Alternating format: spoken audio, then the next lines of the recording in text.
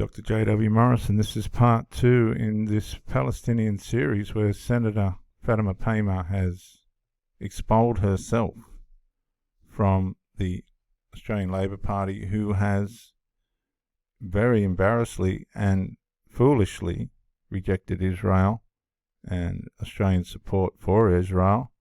Let's just be blatant about it. We saw that in an earlier video in the first part of this series where Labor dressed down Israel's ambassador. Let's just play this again. These protesters are emboldened by the Labor government. We have seen this with anti-Semitism in the country being allowed to flourish. And once the horse has bolted, there's no going back, because it has been allowed to go on for so long, it's now impossible to crack down. And what sort of a message does it send pro-Hamas protesters when the Albanese government hauls in Israel's ambassador for a dressing down over his country's war in the Middle East? And they send in a junior burger minister to do it. More on that in a moment. Israeli ambassador Amir Maimon was formally summoned to a meeting in Canberra 10 days ago and warned that the Jewish state could not expect Australia's support if it goes to war against Hezbollah in southern Lebanon. We've just kicked one of our allies, one of our most faithful allies, in the guts. You think of all the Anzacs that went and fought in Israel to save Israel, and now you've got these foolish people under the leadership of Penny Wong. Keep an eye on Penny Wong. What an appalling move as Israel desperately fights for its own survival and as it faces a conflict now on all fronts. There are fears of a tit-for-tat response by Hezbollah, which Australia lists as a terror organisation. And since the conflict began, 60,000 Israelis have been forced to flee northern Israel due to attacks from the Iran-backed terror group. What you've got to understand is it's terrorism that we should be concerned with, which is what Israel is trying to weed out of Palestine because they keep attacking the Israelis. But unfortunately, there's too many civilian deaths as a consequence, and Hamas, not Hezbollah, has contributed to these fatalities. What we have now is we're turning our back on Israel. We don't know who authorised this, right? I just don't know who authorised this, and it's just as a simple civilian Australian spectator, I find it absolutely against the Australian Constitution. Yet, in the event of Israel having to protect its citizens from yet another terror group, Australia has told the ambassador, well, don't expect our support. They want Israel to just down tools and just simply walk away. And let's not forget, it was Hamas who started this war, not Israel. Now, formally summoning an ambassador is considered a serious step in the diplomatic world. Given the gravity of such an important message that Labor chose to convey, well, you'd think they would send in the Foreign Minister Penny Wong to deliver it personally. But in fact, it was not delivered by Foreign Minister Penny Wong, but was left to Ms Wong's underling, Assistant Minister Tim Watts. How appalling. Israel's ambassador wasn't even given the courtesy of a visit by Penny Wong in person. It is a slap at Australia's parliament under Labor has really fallen apart in the face to Jewish Australians and Israel, who has been an important ally, from the Anzacs in Beersheba in 1917, which ultimately helped create the State of Israel, to the present day. I mean, Israel has supported Australia, not to mention the important contribution of Jewish Australians in this country. But that's all been ripped to shreds over the course of the last 9 months by Labor. It's betrayed Israel and emboldened the anti-Semitism like what we saw today at Parliament House. The Foreign Minister Penny Wong needs to step up today and explain exactly what it was that her Assistant Minister Tim Watts meant when he hauled in the Israeli ambassador and told him that if our friend and ally Israel found itself in a war with Hezbollah, a listed terrorist organisation, that they could not count on our support. That is a deeply disturbing revelation. Hezbollah has been attacking northern Israel since the 7th of October every day. This is the world's best armed terrorist organisation. The relationship between Australia and Israel, once cherished, is under more pressure than ever. It's so bad, sources have told the Daily Telegraph Mr Maimon's relationship with Senator Wong has been in the freezer for several months. It started with a limp response to the burning of the Israeli flag on the steps of the Sydney Opera House. Labor rewarded Hamas by backing Palestinian statehood at the United Nations vote. It appointed a special advisor to monitor Israel's response to its airstrikes, which killed Australian Zomi Frankham. And now the summoning of the ambassador is a new low. The dressing down marks a bad flashpoint in the relationship. The horse is well and truly bolted, and I fear there is no going back. This is the state that Australia's got itself into. Right? Now, this woman, for all fairness, for all, let's try and be fair and understand where she's coming from, which isn't an issue, had Labor on her side. They backed Palestine, they've forsaken Israel, they've threatened Israel with that we won't support you, which is absolute ally suicide. How would we like it if the USA said, no, sorry, we ain't going to support you if China attacks or something like that? It's just more or less saying we're not going to help you. So this woman had an agenda way beyond her complaints about the Labor Party. As a representative of the diverse and vibrant communities of Western Australia, I'm compelled to be their true voice. Their true voice. So obviously the other Australian politicians are not telling the truth. Chamber, especially when the cries for justice and humanity echo so loudly. Unlike my colleagues, I know how it feels to be on the receiving end of injustice. Oh, I don't think she's the only one. This is a little bit she's victimising herself. And I'd like to know what injustice she's talking about here. My family did not flee from a war-torn country to come here as refugees, for me to remain silent when I see atrocities inflicted on innocent people. Well, you know what? She doesn't need the Australian Parliament to remain silent. She can go and voice her opinions however she likes from a different position. She's infiltrated the Australian Parliament. She had the agenda to start a Muslim party right from the start. She's fulfilling that agenda now by way of rebellion and betrayal towards the Australian Prime Minister. And watch this space is all I can say. Witnessing our government's indifference to the greatest injustice of our times makes me question the direction the party is taking.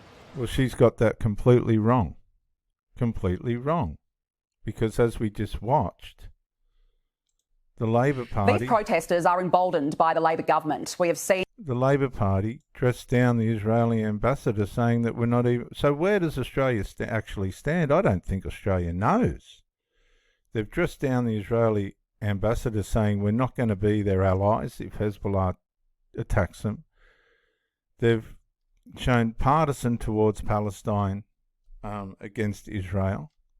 This woman would have known that. I don't know what she is talking about. She really hasn't got the right to say that the Labor Party was unsupportive of her beliefs. All we're trying to do is save Palestinian civilians, aren't we? Right? We're trying to save Palestinian civilians. We're not trying to save Hamas or the Muslim religion or anything like that. This is about the deaths of Palestinian civilians, isn't it? Or have we got a Muslim agenda going on here? I'm torn, deeply torn. On one hand, I have the immense support of the rank and file members, the unionists, the lifelong members, the party volunteers, who are calling on me to hang in there. Hang in there against what? She had the full support of the Prime Minister. It's not a matter of her supporting the Australian Labor Party. The Australian Labor Party supporting her. She doesn't want to be supported by the Australian Labor Party, and this is her way of justifying it. I'm going to go independent so that I can go beyond the beliefs of the Australian Labor Party towards Palestine and the rejection of Australia being an ally of Israel. I'm going to go to a whole new level. Right? It's dangerous politics, I'm telling you. To make change happen internally. How much more change and influence can these Middle Eastern matters that have nothing to do with Australia be intensified any more than it already is? On the other hand, I am pressured to conform to caucus solidarity and toe the party line. I see no... No. Guys, she signed up for that. That was what she signed up for. She signed up to be a member of the Australian Labor Party. Viewers, these are the words of the Australian Prime Minister himself. I just want to stay here to be absolutely clear that we are both talking about the same thing, that in addition to those things you talked about, to not raising the issue in caucus, to doing an interview on insiders voting with the Greens last week, it's now being reported that Senator Payman is speaking to your direct opponents, people who have said they want to unseat Labor members at the next election. So Senator Payman has been colluding with people who are against the Labor Party and members within it that are willing to vote against it. Now, Anthony Albanese, our Prime Minister, who has portrayed himself as being weak, and I say that very sensitively because I know he's a fantastic politician, but he's just in some areas failed to be a leader. But I will say he showed some muscle with this situation here. He gave this woman the trust to come into the Labor Party and play a part of a team that he was the leader of, and he was willing to support and mentor and help this woman along on her journey as an Australian senator as a part of a Labor Party team who, as I said, are biased towards Palestine. They've rejected and told Israel that they won't support them if they are involuntarily attacked by the terrorist group Hezbollah. And Miss Payman's saying that she never had their support, which is a blatant lies. She's used the position that Anthony Albanese has given her to find herself in the Senate, which is 5 to 6 years without fail. Takes something really serious for you to be taken out. She's rejected the Labor Party and Anthony Albanese's trust and loyalty towards her. In other words, she's done a Delilah on Anthony Albanese. If you know the story of Samson and Delilah, where the Philistines were behind Delilah, wanting to take out Samson, and eventually they will, if we're not careful. Well, Senator Payman is responsible for her own actions. Can someone like that remain in the Labor Party? And is accountable for it. Well, Senator Payman has been suspended from participation in the caucus. I think it is unfortunate because if you want to actually create change in whatever direction, you need to be part of a party of government. Senator Payman had the privilege of being elected as a member of a party of government, and it is a pity that she has chosen not to participate as a team member. At no stage has there been anything raised in the caucus by Senator Payman, for example, about our policy on the Middle East. How long do you think she's been having negotiations like these with other parties who are opposed to you? I'm not focused on it, Sarah. Okay, so we have to stop there because the Prime Minister freaks out at that point. But the fact of the matter is, Senator Payman's been having meetings with Muslim leaders in Australia that want to start their own party from the beginning. Albanese was used as a puppet to make entryway for the infiltration of the Muslim beliefs into the Australian Parliament, and now he's ended up with egg on his face. Severe egg on his face. Middle ground, and my conscience leaves me no choice. I'm here to be WA's voice, not just on this matter, but various issues that Western Australians have raised with me, from incarceration rates of Indigenous people to locking up kids as young as 10 years old. Now, hang on, guys. These people are criminals that she's talking about. Now we're rescuing criminals. Can you see the narrative? We're rescuing criminals from the consequences of their actions. So now we've taken a whole different thread and strain of rescuing criminals as a political representative. From the rising cost of living pressures to families living in cars and tents due to the housing crisis. Well, this is where she's got it wrong. This is what both the Labor and Liberal Party are trying to prevent. And now she's indirectly saying that they're not and that she can do better. Well, if you look at the land where she come from, which is, there's some pictures of it here. I think she's in for a rude shock, and I think that she's kidding herself. From struggling to put food on the table and pay the bills to the climate crisis. These are all the issues that West Australians care about. Our actions must align with our principles.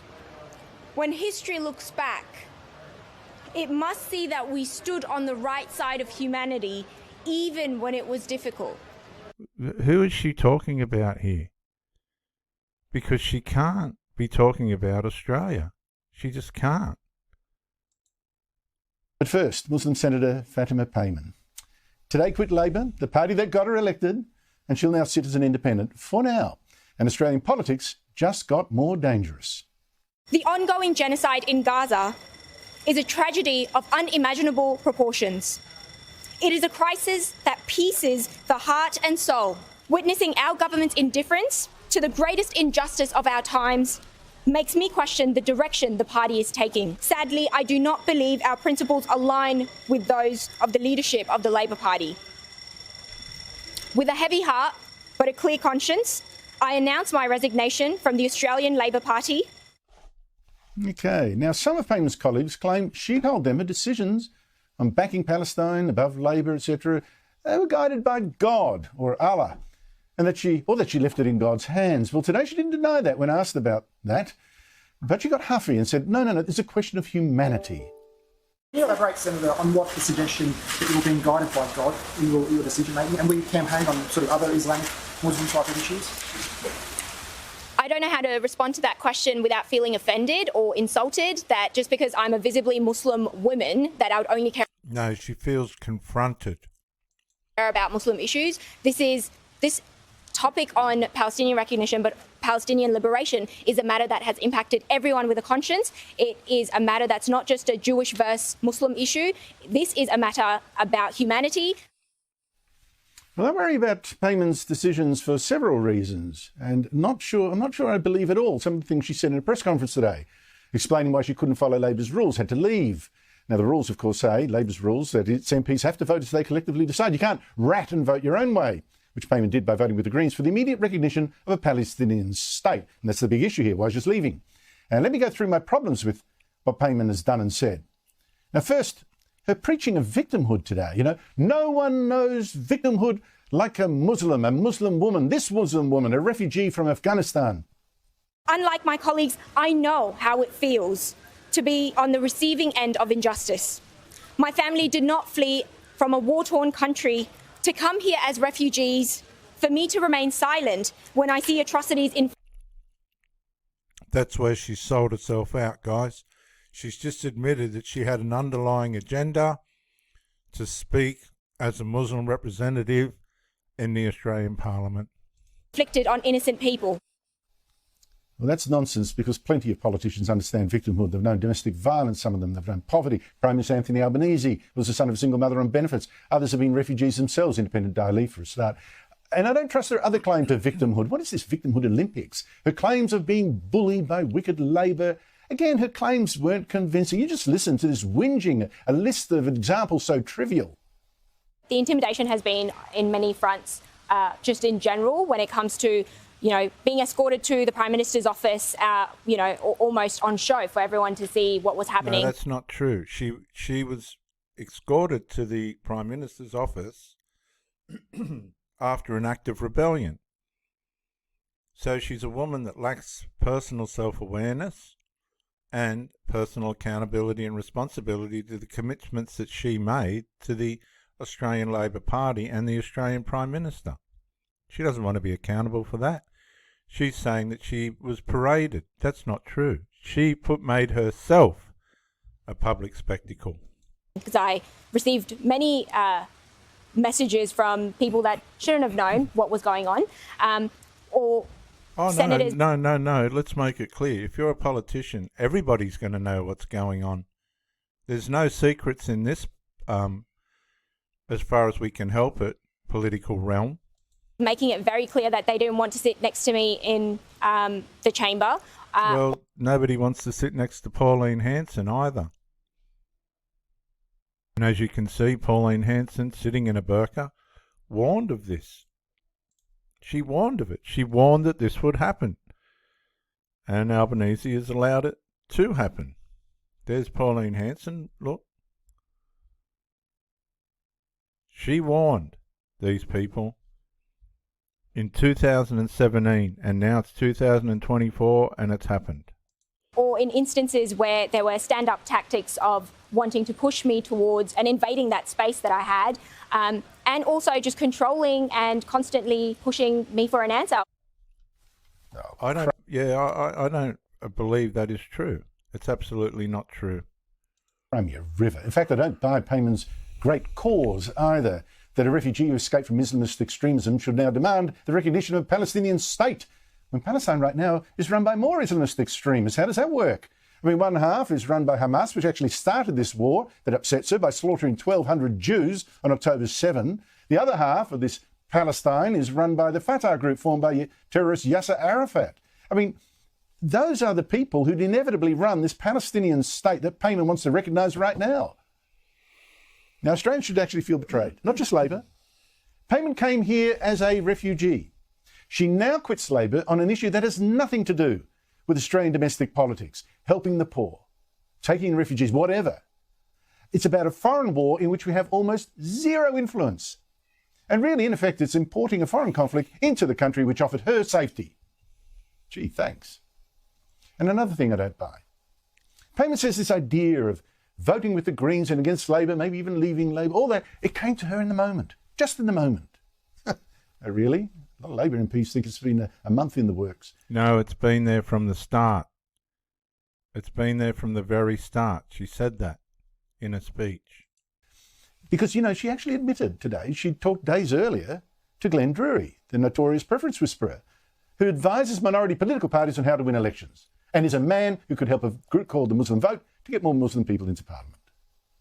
And Payman didn't give a convincing or consistent answer when asked if she would join the Muslim Vote or form a Muslim party herself. She admitted she'd actually met that group, and her answers really were all over the shop. I've had a conversation with community members from Sydney, and Muslim community members. I do know that they are willing to put independent candidates, but that's the extent of my conversation with them. At this stage, I do not plan to form a party, and, you know, we'll stay tuned. Yes, we will watch this space, because anybody with half the sense of insight can see, or foresight, that that's exactly what she's going to do. Yeah, this is scary stuff, because that group, the Muslim Vote, for instance, you look at its website. It judges Labor MPs on one issue only, not on the welfare policies or tax or education or health, just on one issue, just like Payman now. Support for Palestinians and whether they're against Israel. Nothing. And the whole thing, the whole silly part about it is they are against Israel, the Labor Party, and they do support Palestine. That's the whole contradiction of all of this. Else, nothing. That's why it says, you know, don't vote for Employment Minister Tony Burke, for instance, even though he's been crawling for the Palestinian cause. Don't vote for Education Minister Jason Clare, who's in a seat where nearly 32% of voters are Muslim. Now I ask you, what is going to become of our politics, our country, if we now have a political movement that makes its number one issue a stand on foreign wars that don't even involve us? Wars started by genocidal Islamist terrorists. What is that going to do to Australia? Now, this must also be a wake-up for Labor. Why on earth did it select this woman, just 29, now for the Senate? It was a diversity pick, obviously. Yeah, it was a diversity pick to get Muslim votes. But what Anthony Albanese didn't realise is using her as a channel to get Muslim votes into the Labor Party was a brilliant idea. But what he didn't realise is, being a bit of a beater and not red pill, is that women have hypergamy, and her real values were beyond Albanese, but for her own agenda. And now all the Muslim votes that Anthony Albanese thought that he was going to gain will go with Fatima Payman. And identity politics like that we now see is a dead end. And it must also learn that no matter how much it panders for the Muslim vote, no matter how much it slams Israel, and boys have done that, it will never be enough. Not to a Payman. And all of us will now pay. 100%. We're all going to pay Don't underestimate that. But a clear conscience, I announce my resignation from the Australian Labor Party. That's a big shock.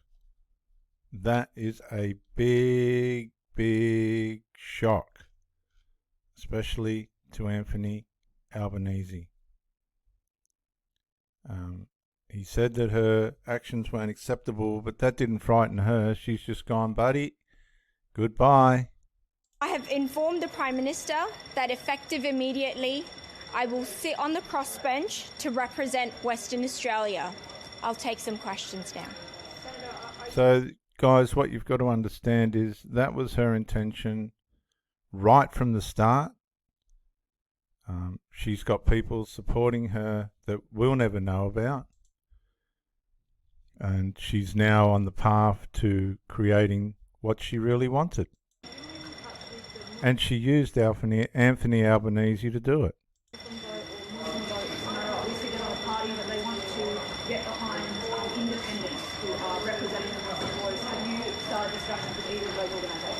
I've had a conversation with community members from Sydney, and Muslim community members. I do know that they are willing to put independent candidates, but that's the extent of my conversation with them. Okay, so what she's saying is we're micro-incrementally structuring a Muslim party that will eventually manifest. She's not going to put a foot in that. It will eventually manifest, and Australia will have a Muslim-led party in the Senate. Among that, I've had many other discussions and conversations with other community groups, not just Muslim, but across WA and the country. No, see, you have to see what she's trying to do. She's trying to balance the scale, and I'm sure she has had other conversations with different groups, but her baseline is the Muslim agenda. Apart from the issue of Palestine, do you envisage you will still vote largely along Labor lines in the Senate and other issues like climate, economic issues and industrial relations and so forth? I will have to see it and take it based on the motions that are brought forward and the pieces of legislation, and time will tell. I haven't thought that far. Senator, when West Australians voted for you, most voted for the Labor Party, in all likelihood, not for you personally. To West Australians who wanted a Labor senator, what can you say? They have entrusted their voice in me, and they've entrusted me to represent that voice here, and I will continue doing that and serving them, whether that be as a former Labor senator or currently now as an independent senator. Senator Payman, may I ask whether there was a particular moment that was the breaking point where you believe the Labor caucus and the leadership did not reflect the community views? At what point did this become something that you were seriously considering leaving the party? It came on the topic of the recognition of Palestine, where in our platform back in 2021 National Conference, it was voted on, and then again in 2023. And I understand the party, the Labor Party, to be representative of the rank and file members, the unionists, the people who make up what we are as what the Labor Party is as a party. And I felt Bob Hawke could be rolling in his grave. That my conscience would not let me compromise on an issue that was important to so many rank and file members. And so many Muslims. Okay, I'm going to leave that lady there. You make up your own mind. How long will it be before there's a Muslim party led by Fatima Payman in the Australian Parliament? It's a very dark day for Anthony Albanese and Australian politics and Australia as a nation.